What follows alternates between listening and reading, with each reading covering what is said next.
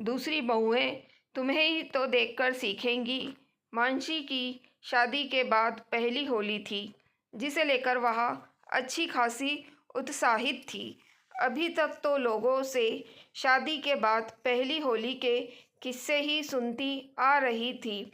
अब तो उसकी खुद की पहली होली थी, तो मन में नई उमंगें भरी हुई थी। साथ ही साथ डर भी बहुत था।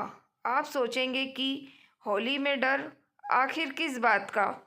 तो चलिए शुरू से बताती हूँ। मानसी का ससुराल एक संयुक्त परिवार था। मानसी के ससुर 3 भाई थे, जो एक ही बिल्डिंग में अलग अलग फ्लोर पर अपने अपने परिवार के साथ रहते थे। और मानसी इस पीढ़ी की पहली बहू थी, तो हमेशा देवरों और नंदों से घिरी ही रहती थी। साथ ही साथ 2 बुआ सास भी थी, जो उसी शहर में रहती थी। तीज त्योहार पर आज भी यह पूरा परिवार के एक ही जगह एकत्रित होता था, जिसमें दोनों बहुएं सास के परिवार को भी बुलाया जाता था। चलिए बात करते हैं मानसी के डर की। मानसी भी हालांकि एक संयुक्त परिवार का हिस्सा रही है, पर एक ऐसे परिवार का जहां मनमुटाव ज़रूरत से ज़्यादा है। सब अपने में ही मस्त रहते हैं, किसी को किसी से कोई लेना देना नहीं। और अगर कभी इकट्ठे हुए भी तो बेचारी बहुएं रसोई में ही लगी रह जाती हैं। इसलिए मानसी को डर लग रहा है कि वह अकेली कैसे सब कुछ मैनेज करेगी। आखिर वह घर की बहू है, वह तो होली खेल ही नहीं पाएगी। सुबह से शाम तक रसोई में ही दौड़ती रह जाएगी। शाम को होली पूजन के बाद जब सभी भाइयों का परिवार एकत्रित हुआ, तो दूसरे दिन खाने में क्या बनने वाला है उसका मेन्यू डिसाइड होने लगा, जिसे सुन सुनकर मानसी की धड़कनें ऊपर नीचे हो रही थी। सुबह इतने लोगों का इतना खाना कैसे बना पाएगी, सोच सोच कर ही उसकी हालत पतली हुए जा रही थी, क्योंकि किसी ने भी खाना बनाने वाला रखने की कोई बात नहीं की।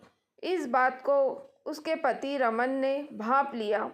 मानसी के बदलते हाव भाव को देखकर रमन को समझते देर नहीं लगी कि मानसी के दिमाग में क्या चल रहा होगा। खैर, उस समय उसने कुछ नहीं कहा, लेकिन जब रात को सोने के लिए अपने कमरे में गया, तब मानसी ने कहा, सुनिए रमन जी, मैं इतने लोगों का खाना कैसे बना पाऊंगी। देखो मानसी, इससे पहले भी इस घर की परंपरा रही है कि त्योहार के दिन खाना एक ही रसोई में बनता है, तो तुम इस परंपरा को बदलने की कोशिश मत करो। मैं कहाँ कह रही हूँ कि परंपरा को बदलो, पर कुछ मेरे बारे में भी तो सोचो। मैं कैसे कर पाऊँगी मैं ये सब? अब इससे मैं क्या कर सकता हूँ? आखिर तुम घर की बहू हो, सो ये तुम्हारी ही जिम्मेदारी है। कल को दूसरी बहुएं भी आएंगी, वो भी तुम्हें ही देखकर तो सीखेंगी। फिर मेरी होली तुम्हें होली की पड़ी है। बहू होने के नाते तुम्हारी कोई जिम्मेदारी भी तो बनती है। अब तुम अपनी जिम्मेदारियों से कैसे मुंह मोड़ सकती हो?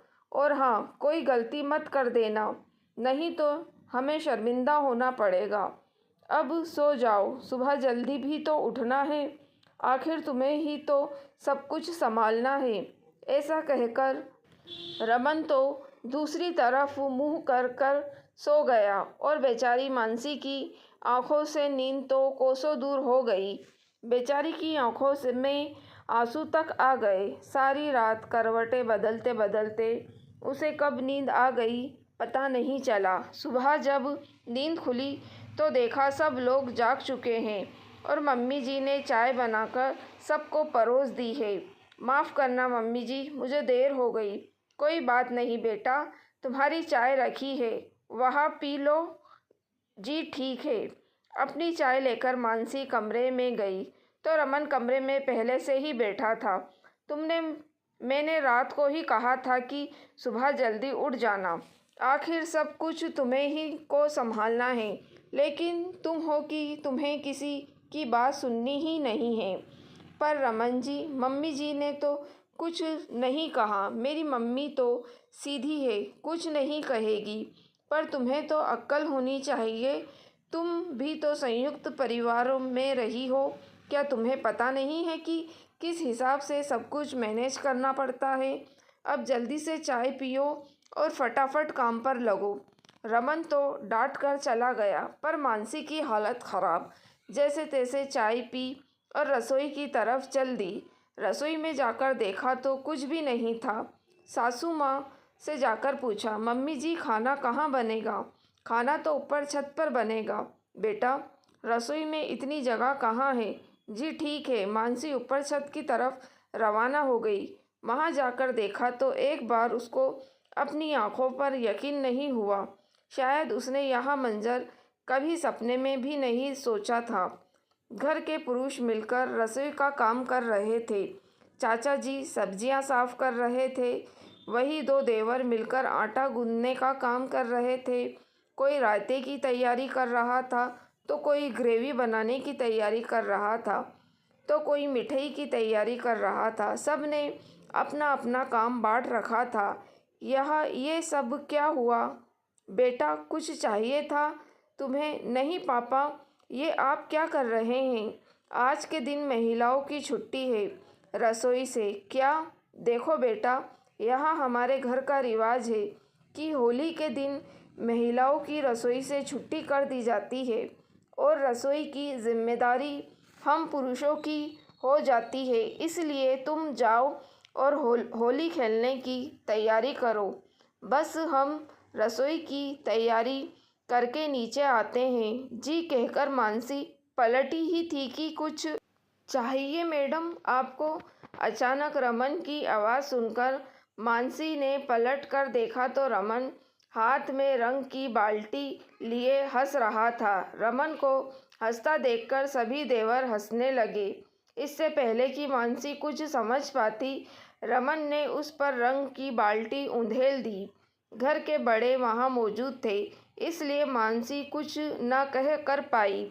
मानसी रमन को घूरते हुए नीचे की तरफ जाने लगी। तभी पीछे से एक देवर ने कहा, आज तो भाई गया काम से, और पूरा माहौल ठहाकों से गूंज उठा।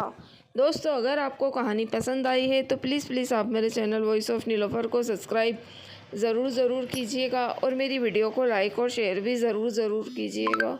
Thank you for watching.